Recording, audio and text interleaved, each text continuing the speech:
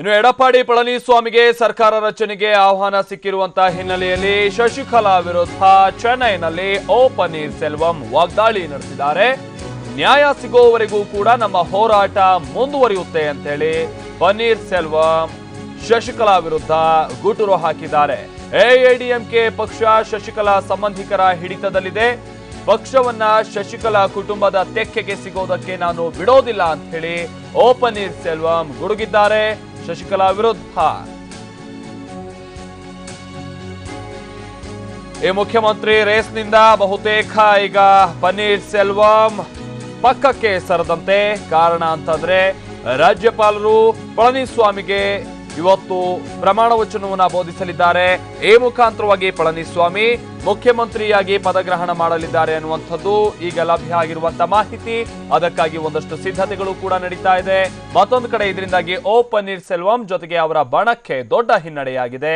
ಈ ವಿಚಾರ ತಿಳಿತಾ ಇದ್ದಂತೆ ಓ ಪನ್ನೀರ್ ಸೆಲ್ವಂ ಶಶಿಕಲಾ ನಟರಾಜನ್ ವಿರುದ್ಧ ವಾಗ್ದಾಳಿ ನಡೆಸಿದ್ದಾರೆ.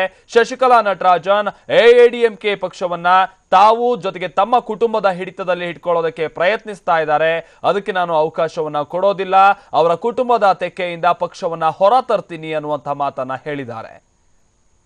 ಈ ವಿಚಾರವಾಗಿ ಮುಂದೆ ಯಾವ ರೀತಿಯಾದಂತಹ ಕಾರ್ಯತಂತ್ರವನ್ನ ಪನ್ನೀರ್ ಸೆಲ್ವಂ ಹೆಣಿಬಹುದು, ಅದಕ್ಕೇನು ಅವಕಾಶ ಇದೆ ಅನ್ನುವಂಥದ್ದು ಕೂಡ ಈಗ ಒಂದು ಹಂತದಲ್ಲಿ ಕುತೂಹಲ ಕೆರಳಿಸಿರುವಂತಹ ವಿಚಾರ. ಈ ಬಗ್ಗೆ ಮತ್ತಷ್ಟು ಮಾಹಿತಿ ಕೊಡ್ತಾರೆ ನಮ್ಮ ಪ್ರತಿನಿಧಿ ರಮೇಶ್ ಕಂಠೀರವ. ರಮೇಶ್, ಈಗ ಒಂದು ಹಂತದಲ್ಲಿ ಪನ್ನೀರ್ ಸೆಲ್ವಂ ಅವರು ಈ ಸಿಎಂ ರೇಸ್ನಿಂದ ಪಕ್ಕಕ್ಕೆ ಸರಿದಂತೆನೇ ಆಗಿದೆ. ಸೊ ಈಗ ಅವರು ಸಹಜವಾಗಿ ಆಕ್ರೋಶ ವ್ಯಕ್ತಪಡಿಸ್ತಾ ಇದ್ದಾರೆ, ವಾಗ್ದಾಳಿ ನಡೆಸ್ತಾ ಇದ್ದಾರೆ.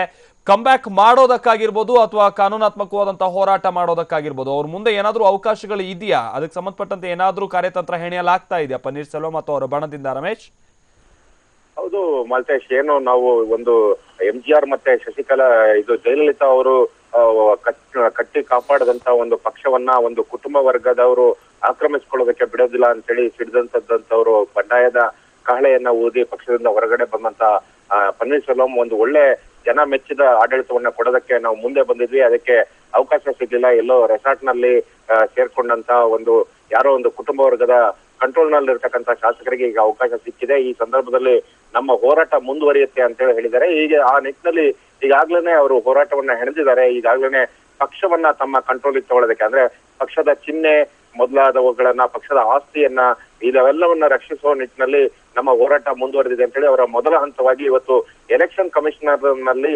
ಅವರ ಗುಂಪಿನ ಪ್ರಮುಖ ನಾಯಕರುಗಳು, ರಾಜ್ಯಸಭಾ ಸದಸ್ಯ ಮೈತ್ರೇಯನ್ ಸೇರಿದಂತೆ ಹಲವರು ಇವತ್ತು ದೆಹಲಿನಲ್ಲಿ ಒಂದು ಮನವಿಯನ್ನ ಮಾಡ್ತಾ ಇದ್ದಾರೆ. ಎಲೆಕ್ಷನ್ ಕಮಿಷನ್ ಅಲ್ಲಿ ತಮ್ಮದೇ ನಿಜವಾದ ಪಕ್ಷ ಓ ಪನ್ನೀರ್ ಸೆಲ್ವಂ ನೇತೃತ್ವದ ನಿಜವಾದ ಪಕ್ಷ, ಯಾಕಂದ್ರೆ ಪಕ್ಷದ ಖಜಾಂಚಿ ಮತ್ತೆ ಅಧ್ಯಕ್ಷರು ಇಬ್ರು ಕೂಡ ಇಲ್ಲಿ ಇರ್ತಕ್ಕಂಥದ್ದು. ಅಲ್ಲಿರ್ತಕ್ಕಂಥ ಶಶಿಕಲಾ ಅವರು ಪಕ್ಷದಿಂದ ಒಂದು ನಿಯೋಜಿಸಲ್ಪಟ್ಟಂತ ತಾತ್ಕಾಲಿಕ ಪ್ರಧಾನ ಕಾರ್ಯದರ್ಶಿ ಅನ್ನುವಂತ ಒಂದು ವಿಷಯವನ್ನು ಇಟ್ಕೊಂಡು ಅಲ್ಲಿ ಒಂದು ಮನವಿಯನ್ನ ಸಲ್ಲಿಸ್ತಾ ಇದ್ದಾರೆ.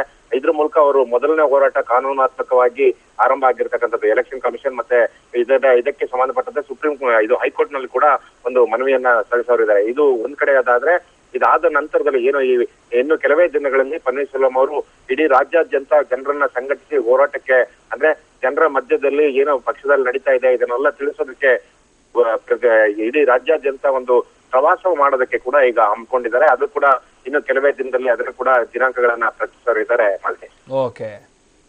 Okay, thank you Ramesh.